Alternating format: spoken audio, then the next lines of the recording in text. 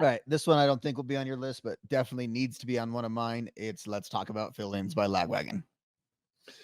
I don't even like Lagwagon. I figured you didn't. Like that's what I do. I like no. Lagwagon's getting their space on this list. We are not And I boxing them don't. out. Here's the thing: is I don't dislike them either. When they come on, I'm chill. I just don't like buy their music. I don't. You know what? I will. I will go listen to it and then do some deep diving on it. And do a Mhm. record review for this one. I'll review this record because this one we're talking about. What's it called again? Let's Talk About Feelings. Yeah, the only album that I've heard that I remember listening to by them was the one with the redneck dude on the front. That's Lagwagon, right? The cowboy guy? There, yeah, Is that Haas. Lagwagon? Haas, yes. Oh yeah, yeah, Haas. That's their other, quote, best album, which there's Okay, like that's my the one that I remember buying. my channel loves Lagwagon. Like my Lagwagon streams, like this year for May 16th, which is their most famous song. It was fell on a Tuesday when I was doing stream. So we did the Happy Lagwagon Day stream. Okay. And we played this. We played a bunch of Lagwagon songs, but played the song like 9 different versions of the song May 16th on May 16th. It was that sounds awesome. Did not talk about doing no prep. Did no prep for that stream. Just found the songs and we just. That's the way you do it. Everyone Man. that came in, Happy Lagwagon Day. That was like the most fun I ever had streaming. So it's got that song, which I think is the kind of the core. It's their cornerstone song. Other people might disagree because there's a few of them, and I think Lagwagon for a lot of people is probably pretty top heavy as far as their songs, like the good songs, like the songs from Haas, the songs from this one. That's what I remember. I remember them having like really good songs and then a lot of filler. Like a good Warped Tour band, I think a lot of people think of them as, and I don't necessarily disagree with that because the criticism I would have of them is their albums are a little lengthy sometimes. So it's just if they would have trimmed a little bit of fat, it wouldn't feel like they have so much filler. It's just they have a lot of volume. Because if I look here on this, you have a 12 song set list, which isn't crazy. In 25 minutes, and this one's a little bit tighter though. This is widely considered, I think, their poppiest album in their thing. Like if they ever make a list of like top 25 pop punk albums, this tends to get on that list. Classified like next to like the Good Charlottes and the Blink-182s. Like it tends to receive that kind of billing, although they were a Fat Records band and not a band of that kind of stature at the time. Though, like they were touring and Blink was supporting them, like in 1998. Like around that's this so time weird. Isn't that wild? Yeah. So the other day I bought some inventory for the store, and I tend to buy a lot of pop punk stuff that I don't necessarily listen to, like Mest and stuff like that. That I don't dislike it, but I don't listen to it very much. Yeah, for the store because there's no telling what people are going to walk in there looking for. And I found a big stack of pop punk and like metalcore stuff at this guy's record shop, and he's like, "Man, I'll give you a good deal if you buy all of it." So I bought all of it. And one of them was Good Charlotte, the one with like the old English script on the front with like the drawing of the little birds and like the. Oh, that like Red album, is it? It's like no, it had like the little things. Oh no, little things. The first one, yeah. Bro. Yeah. I tried to listen to that record, man. That is hot ass, dude. Good Charlotte sucks. That band is not pop punk. That band is not punk rock. That band's Fat Mike, dude. We got to talk when I come to the Punk Rock Museum, my guy. How in the world is that considered pop punk, dude? That music is terrible, man. Good Charlotte sucks, bro. I need to clip this out, and make a short out of it, dude. Good Charlotte is ass. All right, moving on. The Punk Gods does not endorse those statements. No? No. I actually, so polarizing as hell. Like, I want to do that stream. Like, you know what? I'll do a stream. You can give me a super chat to roast me, and that's what I'll do in a stream because I'll defend Good Charlotte. And like, all their criticisms are valid, but I kind of can't quit them. And I haven't been able to for like 22 years. What do you like about them? I don't know. Terrible. I like their songs. I like their songs.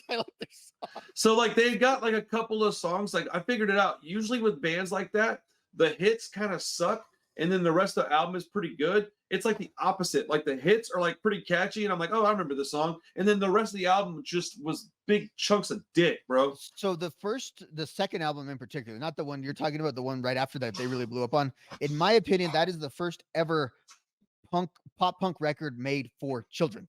For teenage, like specifically, not for 14-year-olds and shit. Yes, but made for like almost at grade level, we would say. You know what I mean? And not that it's not. What songs were on that? So that's like Anthem, Lifestyles of the Mm, Rich and Famous, mm. Young and Hopeless. Yep. Just Yeah, awful music. The album. So that first album, people didn't really care about. It was just another pop. It was no different than like a Phoenix TX record. You know what I mean? People didn't But it really have doesn't opinion. sound like pop punk at all. But let me give you my thesis on them. And I said this before, and other people have said it. But so in my opinion, like Green Day and even Blink, those are punk rock bands that sound very poppy, that have a poppy side to them. They are punk rock bands that went pop, basically, or that have a lot of pop in them. Whereas a band like Good Charlotte, at their heart, I think is just a pop band that is into punk rock, and that's one of the genres of music they like. And it's the primary genre where they kind of present their pop music through. And so this is where we disagree, because that's just a pop band, bro. Because pop punk is a genre, and it does not include bands like Good Charlotte. It's a genre that does not include people like Avril Lavigne. And, well, that's in fair. my opinion. In my opinion, I think that's fair because I think they are more, and I don't know why I do this. I would say they are more. I don't disagree that them and Avril and Paramore and all those ones that, yeah, they're pop bands that do punk, that have a punk output. I can agree. Punk rock or something. Yeah, exactly. They approximate Pink. Do that. They approximate punk, and I do like a lot of it, but it's not. Bro, I would say Pink is more punk rock than all of those bands. Pink is more punk than Good Charlotte. She's more punk than Avril. She's definitely more punk than Paramore. See, and on the spectrum, I would just have Good Charlotte closer to punk than any of those bands. Maybe because they were a band. Maybe that's what it is to me. Yeah, they were a band. They did go on tour. My buddies saw them at like the same venue that I saw like Rancid and everyone else at. When they blew up in a completely different direction, whereas like all their other peers basically always kind of stayed punk bands that just got big. They did kind of embraced it and on like a level that I don't think any other band really ever did. And now I think they're primarily considered songwriters because they write music for like One Direction and all these other people while still doing the Good Charlotte thing. And they're pop people. They're more of the Oasis guys than they are like Tim and Lars. So my one thing that I will say, because I want to get back on Lagwagon in a second. Yeah. My one thing that I will say is that I do think as people, they seem like cool dudes. Like I wasn't talking about them as people. I don't know them, so I can't judge them or comment on them otherwise. But based on the fact that I know who they hung out with, I feel like they're probably pretty cool people.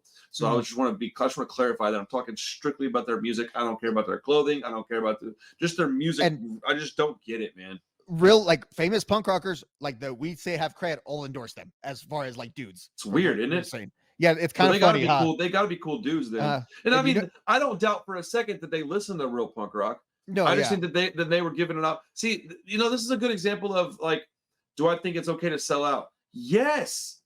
Good Charlotte they get to do whatever they want for the rest of their lives. And they did it by making music that was accessible to millions of people that ultimately, whether or not I like them is irrelevant, because they did get people into them, which got them into Blink, which got them into Green Day, which got them into Rancid. Benji wears this shirt in a video, and I'm sure someone discovered NoFX because Benji wore that in a video. My distaste for their music is because I'm a curmudgeonly old farthead, but they are a gateway band, and I do appreciate them for that. I'd rather listen to them than MGK. I don't know if that's true, actually. Ooh, that's a debate. That's a topic. Let's move on to let's go back to Lagwagon. What a clip we just created. Yeah, bro. All right. So on this album, that's what you're gonna ask me. Okay. So there's a run here at the end between Messengers, The Kids Are All Well, let's just start with The Kids Are All Wrong, which is a very short one, into May 16th, which again is the cornerstone, which crazy. It's the number 11 song on the album. When does that ever happen? It's pretty rare. Usually it's way before that. Right. Into Oh and Meanie to close out the album, which just the one thing about Lagwagon is they definitely have the thing that we always talk about, and maybe because like Joey Cape and Tim Armstrong are both also producers, they know how to build albums as like almost like a book or a narrative that they weave through. So the openers and closers always have a uniqueness to them, and both those bands do that. And I think because they both kind of learn from the same trees, that's why they do it.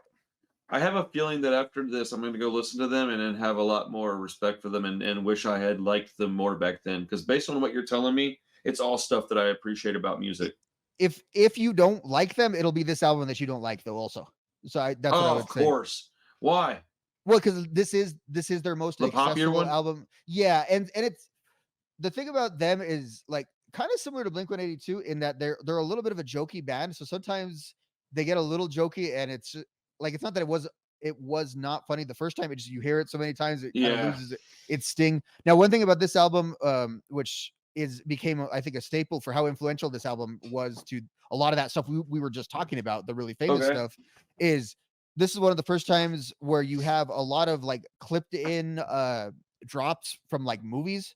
There's like 4 of them on this album, and I feel like 1998 that quite hadn't happened yet till you got to like the early 2000s, and especially like pop punk bands were like doing that all the time. Dude, hardcore bands, that's all we did, bro. Every hardcore band I was ever a part of and ever knew, we were all looking for the perfect clip. I had a freaking band called Everybody Freeze. I had at the ready 3 different versions of somebody kicking a door and going, "Everybody freeze." That was our intro to our thing, bro. Like everybody had the sound clip, bro. You had to have the sound clip.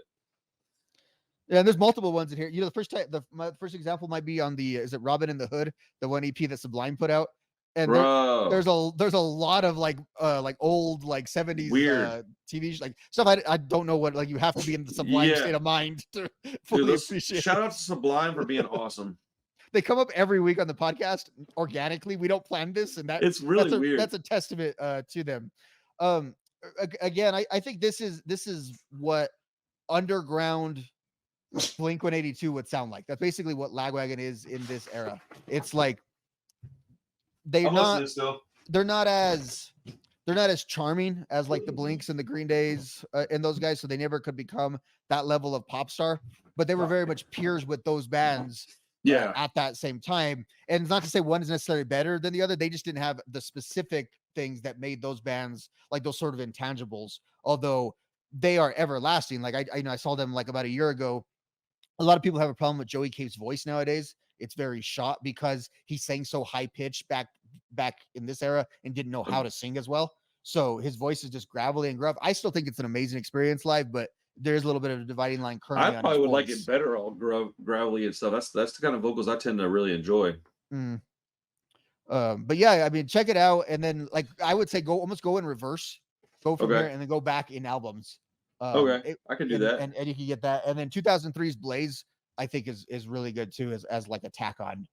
And that's up to 2003 is probably like the classic era, and then people cite like his voice kind of going out after that. So it's all worth it, but there is the different eras, but they're 90s run. Another one of these bands, and a lot of what we're talking about today is, I think a lot of what you and I like a lot of different stuff, but all the stuff we like tended to peak right around this time.